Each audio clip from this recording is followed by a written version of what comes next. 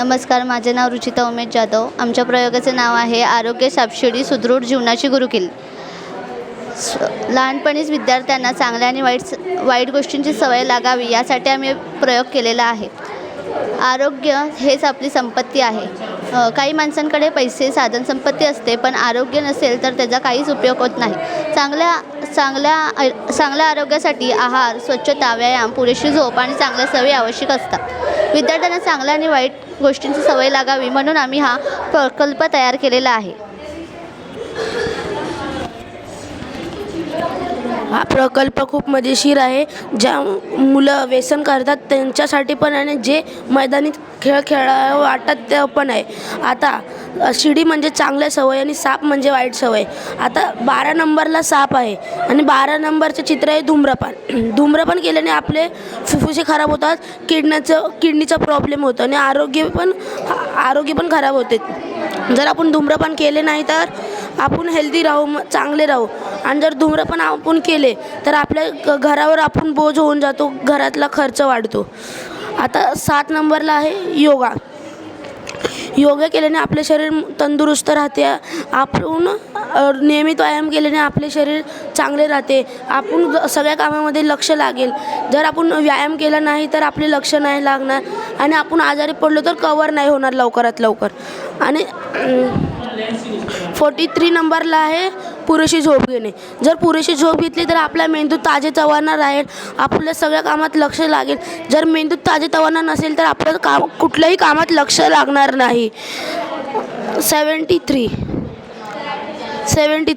त्याच्यावर आहे 7 ते 8 ग्लास पाणी पिणे. जर आपण पाणी पिलं नाही तर आपली प्रतिकारशक्ती वाढणार नाही. पाणी पिलं तर स्टोन कॅन्सर होणार नाही, म्हणून नियमित पाणी पिले पाहिजेत. 29वर आहे हात धुणे. जर आपण जेवणापूर्वी हात धुले तर आपल्या पोटात कुठलाही आजार होणार नाही. जर जेवणाच्या आधी आपण हात धुले नाही तर आपल्या हातातली जी नखाची घाण आहे ती नखाची घाण आपल्या पोटात जाऊन आपण आजारी पडू शकतो. धन्यवाद. या खेळामुळे विद्यार्थ्यांना खेळता खेळता विद्यार्थ्यांचे वर्तन बदलते. मजेशीर गेम आहे. मजेमध्ये आरोग्य शिक्षण होतं. आता मैदानी खेळ खेळल्यामुळे आपण निरोगी आणि स्वस्थ राहतो.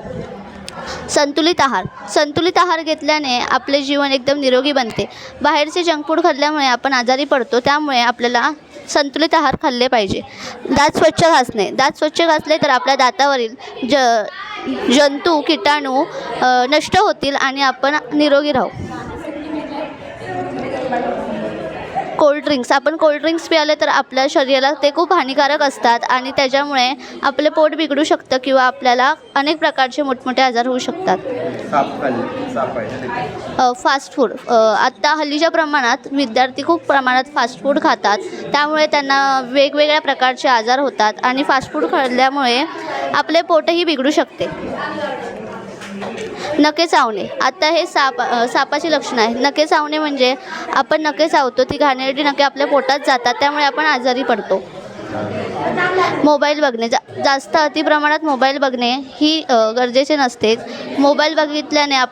जास्त प्रमाणात मोबाईल बघितल्याने आपले डोळे खराब होऊ शकतात आणि आपल्याला लवकर चष्मा लागू शकतो.